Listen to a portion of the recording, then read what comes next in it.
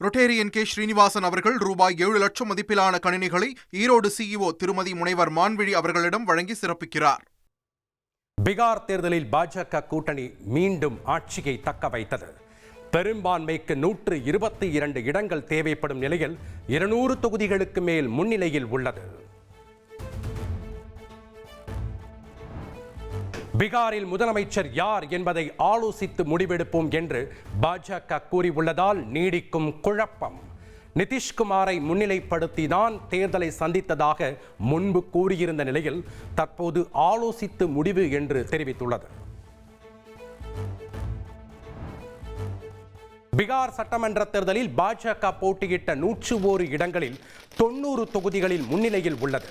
கடந்த தேர்தலை விட அதிக இடங்களில் முன்னிலை வகிப்பதால் பாஜக நிர்வாகிகள் தொண்டர்கள் உற்சாகம்.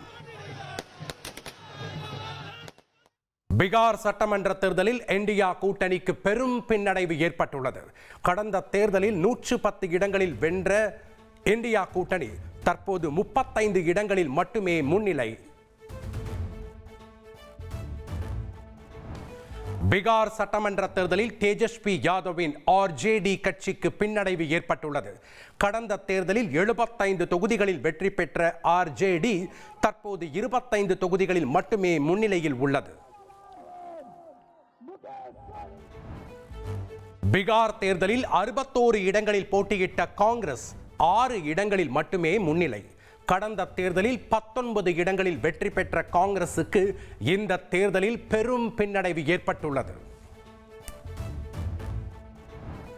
பீகார் சட்டமன்ற தேர்தலில் பிரசாந்த் கிஷோரின் ஜன்சுராஜ் கட்சி படுதோல்வி அடைந்துள்ளது. 238 இடங்களில் போட்டியிட்ட பிரசாந்த் கிஷோரின் ஜன்சுராஜ் கட்சி ஒரு இடத்தில் கூட முன்னிலை பெறவில்லை. பீகார் தேர்தல் வெற்றியை தொடர்ந்து டெல்லியில் உள்ள பாஜக தலைமை அலுவலகத்திற்கு வருகை தந்த பிரதமர் மோடிக்கு உற்சாக வரவேற்பு அளிக்கப்பட்டது.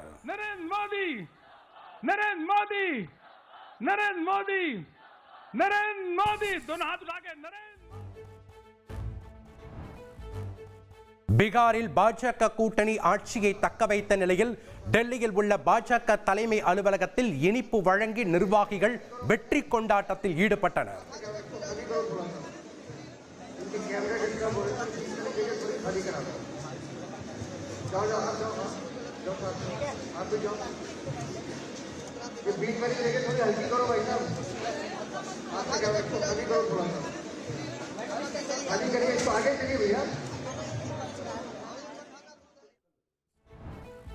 பீகார் சட்டமன்ற தேர்தலில் அதிக இடங்களில் முன்னிலை வகிக்கும் என்டிஏ கூட்டணி.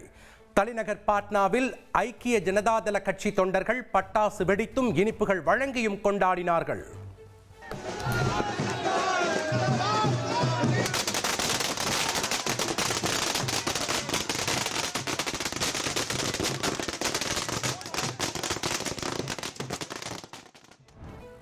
பீகார் சட்டப்பேரவை தேர்தலில் ராகவ்பூர் தொகுதியில் போட்டியிட்ட ராஷ்டிரிய ஜனதாதள முதலமைச்சர் வேட்பாளர் தேஜஸ்வி யாதவ் வெற்றி பெற்றுள்ளார்.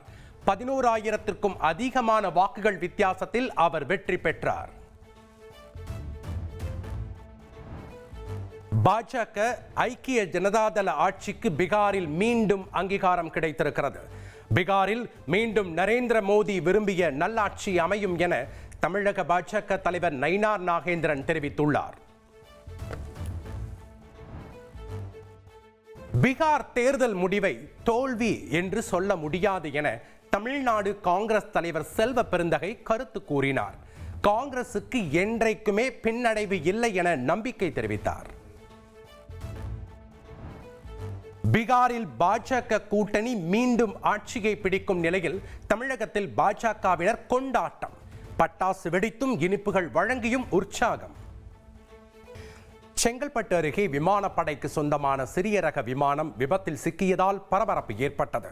விமானம் வெடித்து சிதறிய நிலையில் அதில் பயணித்த விமானி பாராசூட் மூலம் உயிர் தப்பினார்.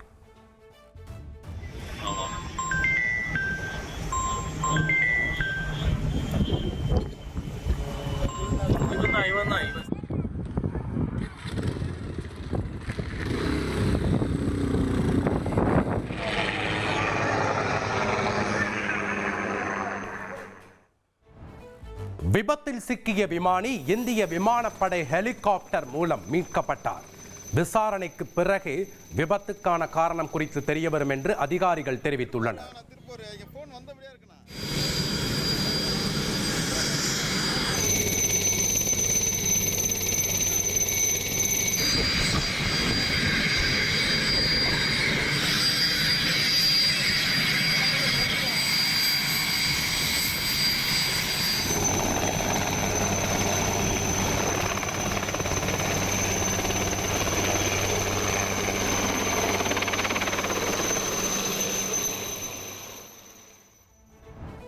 தமிழகத்தில் வாக்காளர் பட்டியல் சிறப்பு தீவிர திருத்தத்திற்காக இதுவரை 5,69,00,000 படிவங்கள் விநியோகிக்கப்பட்டுள்ளது. அதாவது 87.66% படிவங்கள் வழங்கப்பட்டுள்ளதாக தேர்தல் ஆணையம் தெரிவித்துள்ளது. வாக்காளர் பட்டியல் சிறப்பு தீவிர திருத்தத்துக்கு ஆதரவு தெரிவிப்பதால் அதிமுக எதிர்க்கட்சி மட்டுமன்றி உதிரி கட்சியாக கூட நீடிக்காது என முதலமைச்சர் ஸ்டாலின் விமர்சித்துள்ளார். எஸ்ஐஆர் காரணமாக வாக்காளர் பட்டியலில் யாரும் விடுபடக்கூடாது என்பதற்காகத்தான் வழக்கு தொடர்ந்துள்ளதாகவும் கூறினார். தமிழகத்தில் வாக்காளர் பட்டியல் சிறப்பு தீவிர திருத்த பணியில் பல்வேறு குளறுபடிகள் உள்ளதாக எடப்பாடி பழனிசாமி தெரிவித்துள்ளார். எஸ்ஐஆர் பணியில் தகுதியான அலுவலர்கள் நியமிக்கப்படவில்லை என்றும் குற்றம் சாட்டியுள்ளார்.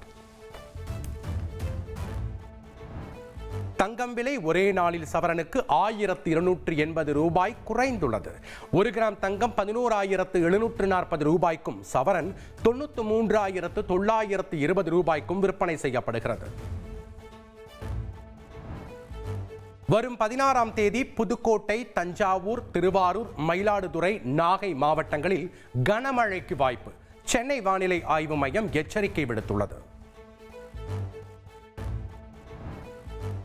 நெல்லை ஐடி ஊழியர் கவின் ஆணவ கொலை வழக்கில் கைது செய்யப்பட்ட சுர்ஜித்தின் தாயாருக்கு பிடிவாரண்ட்.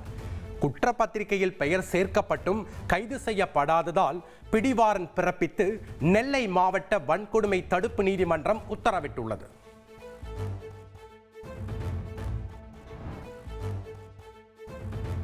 கரூர் விஜய் பிரச்சார கூட்ட நெரிசலில் 41 பேர் பலியான வழக்கு திருச்சி தலைமை நீதிமன்றத்திற்கு மாற்றப்பட்டுள்ளது.